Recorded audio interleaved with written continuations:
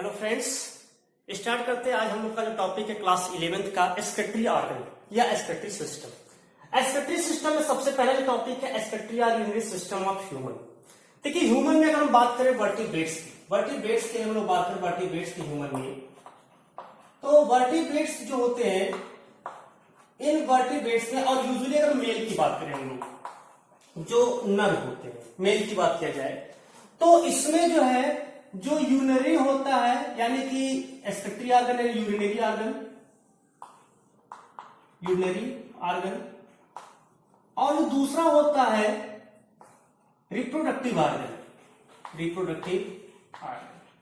ये दोनों ऑर्गन जो होते हैं वो एक साथ होते हैं। हालांकि इनका कोई उसके अंगों का कोई संबंध नहीं होता है, लेकिन फिर भी जो है ये दोनों एक साथ होते, एक ही ऑर्गन में आकर के खुलते हैं। तो इसीलिए इसको हम लोग कहते हैं यूरिनोजेनाइटल ऑर्गन। यूरिनोजेनाइटल ऑर्गन कहते हैं, यूरिनोजेनाइटल ऑर्गन के नाम से जानते हैं। हालांकि फीमेल में भी अगर बात किया जाए तो फीमेल में पोर अलग अलग होते हैं। मेल में अगर हम बात करें तो मेल में एक ही होता है, उसी को हम लोग एक सम्मिलित में, हालांकि उनके अंग अलग अलग होते हैं लेकिन फिर भी जो है जो ओपनिंग होता है वो ओपनिंग एक होता है, यूरेथ्रा ओपनिंग होता है, तो उसको हम यूरिनोजेनाइटल ऑर्गन के नाम से जानते हैं। अब यहां पर चूंकि एक्सक्रीटरी ऑर्गन यानी यूरिनरी बात कर रहे हैं, यूरिनरी सिस्टम की बात कर रहे हैं, तो हम लोग का जो किडनी है, जो प्राइमरी एक्सक्रीटरी ऑर्गन होता है, अगर बात करें तो प्राइमरी एक्सक्रीटरी ऑर्गन है, प्राइमरी, ये हम लोगों में होता है, एक जोड़ी होता है किडनी जो होता है ये हम लोग का मुख्य जो है उत्सर्जी अंग होता है। इसके अलावा इसमें कुछ जो सहायक होते हैं, इसको हम सेकेंडरी के नाम से भी जानते हैं, secondary excretory organ. Secondary excretory organ में जैसे मान लेते हैं यूरिनरी ब्लैडर आ गया, यूरिनरी ब्लैडर हो गया, यूरेटर हो गया, यूरेथ्रा हो गया, तो ये इसमें जो है सेकेंडरी एक्सक्रीटरी ऑर्गन की श्रेणी में आते हैं। अगर हम बात करें किडनी कहां पर पाया जाता है, किडनी की अगर बायोलॉजी बात करें, जो किडनी होता है वो हम लोग के लीवर के ठीक नीचे होता है। जो किडनी होता है उसके पोजीशन की बात करें तो ये किडनी जो है लीवर के ठीक नीचे होता है और एब्डोमेन के बाहर होता है, उधर गुहा में नहीं होता है बल्कि एब्डोमेन के बाहर पीछे की ओर होता है। और जो हमारा एब्डोमिनल पेरिटोनियम है, उस एब्डोमिनल पेरिटोनियम के ठीक बाहर कशेरुक दंड, जो पीछे की कशेरुक दंड है, उसी के दाएं और बाएं स्थित होता है, अगर इसकी लोकेशन की बात किया जाए।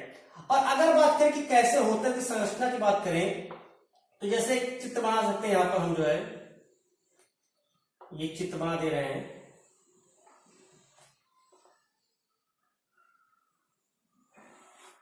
ये ठीक,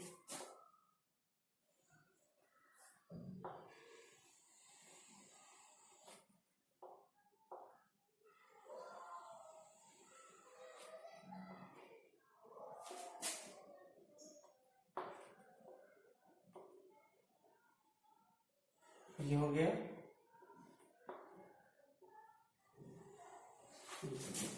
ये एक यहां पर जो हाइलस होता है, इसको लोग हाइलस कहते हैं, हाइलस होता है। ये किडनी, सेम के बीच की आकृति की किडनी यहां पर जो है होती है, सेम के बीच की आकृति की होती है।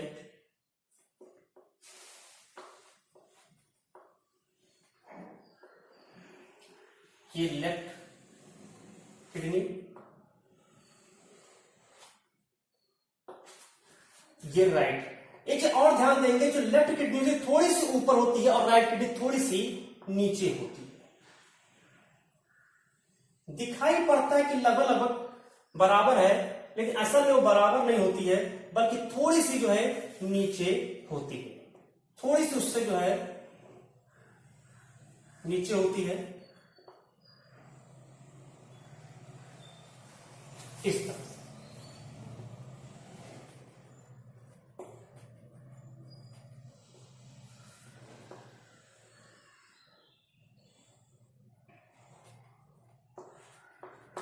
तो ये थोड़ी सी जो है ऊपर होती है, लेफ्ट वाली होती है, और राइट वाली जो किडनी होती है थोड़ी सी जो है ये नीचे की ओर यहां पर होती है। तो इसको बना दे। इसके ऊपर की ओर यहां पर एक टोपी नुमा जो है ग्लैंड भी पाया जाता है, जिसको हम लोग सुप्रारीनल ग्लैंड के नाम से जो है जानते हैं। ये इसका सुप्रारीनल ग्लैंड होता है। इसको हम लोग हार्मोन जब पढ़ेंगे तो वहां पर क्लियर इसको पढ़ेंगे। इसके अलावा इसी में से एक जो है नलिका निकलती है, उसको यूरेटस कहा जाता है। इसकी ओपनिंग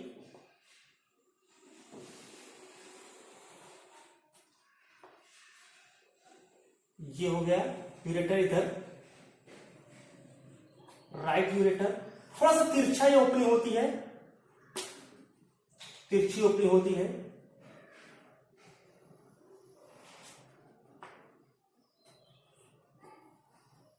ये यूरेथ्रा में जाकर खुलेगा, यूरेथ्रा।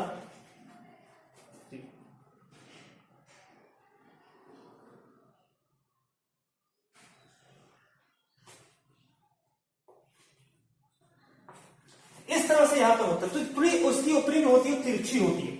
इसको ओपनिंग ऑफ यूरेटर्स के नाम से जानते हैं, ओपनिंग ऑफ यूरेटर्स। इसको यूरेटर्स कहते हैं, यूरेटर। ये जो यहां पर होता है, इसको यहां पर जो है थोड़ा सा कलर कर दे, अलग कर दे थोड़ा सा। ये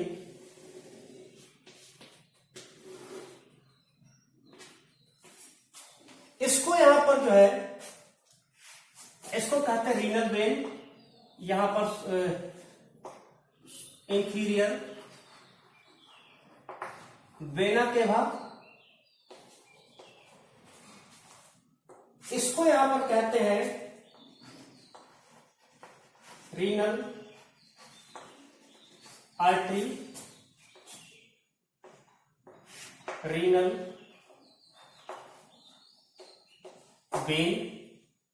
सुप्रारीनल ग्लैंड होता है ये, सुप्रारीनल ग्लैंड। इस सुप्रारीनल ग्लैंड को हम लोग जो है एडिनल ग्लैंड के नाम से भी जानते हैं। एडिनल ग्लैंड जो कि बड़ा मोस्ट इंपॉर्टेंट जो है हार्मोन ग्लैंड होता है, एंडोक्राइन ग्लैंड है। उससे जो हार्मोन्स राइट होते हैं वो काफी इंपॉर्टेंट जो है हार्मोन्स होते हैं। उसी कारण हम लोग के जो ये कपकपी आती है, रोंगटे खड़े हो जाते हैं, या फिर चेहरे का रंग लाल हो जाता है, वो सारे उसी में। इसके अलावा कुछ सेक्स भी कैरेक्टर जो है उसके द्वारा नियंत्रित होते हैं। ये जो है लेफ्ट किडनी होता है। इस भाग को हाइलस कहते हैं, हाइलस। इसको राइट किडनी कहा जाता है।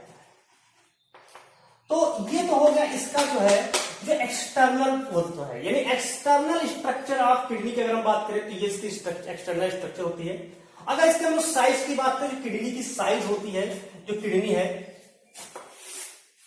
इसकी साइज की बात करें तो ये लगभग जो है 10 से 12.5 सेंटीमीटर लॉन्ग होता है, लगभग जो है, ठीक है।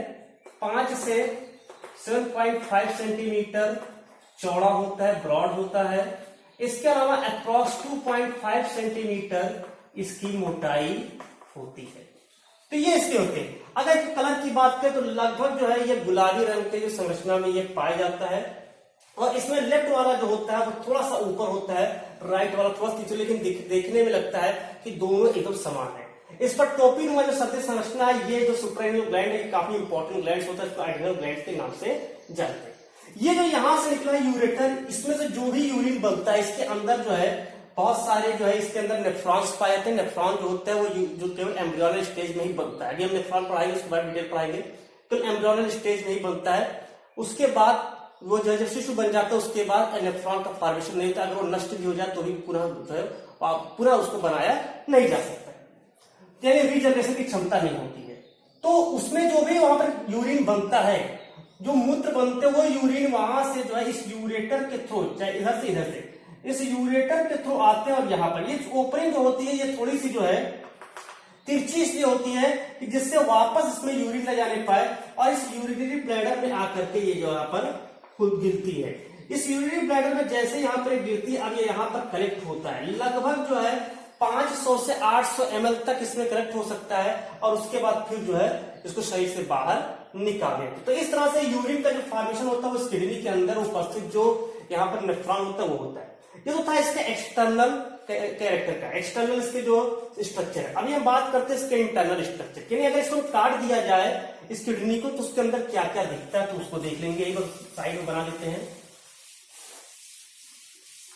अगर इसके इंटरनल स्ट्रक्चर की बात करें, इसको लंबवत काट दिया जाए, एक लॉन्गिट्यूडनल सेक्शन में काटा जाए तो यहां पर एक किस प्रकार की संरचना बन करके आती है वो चीज यहां पर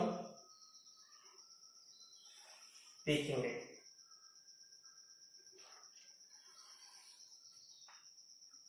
फिगर बनाना भी सीख सकते हैं इससे, बहुत ही आसान है इसका फिगर, इंटरनल स्ट्रक्चर केवल देखते जाइए, बहुत ही आसान लगेगा।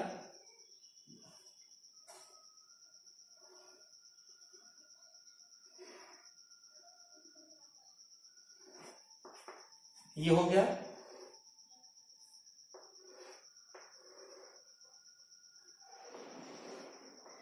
ये एकदम जैसे पिरामिड होता है उस तरह से संरचना बनाएंगे पिरामिड के रूप में, इसको पिरामिड भी कहते हैं। ठीक है,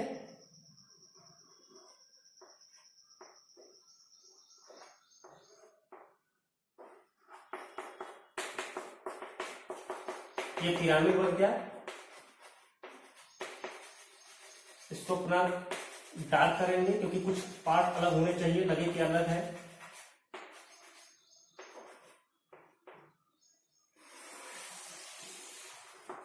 और ये बन गया।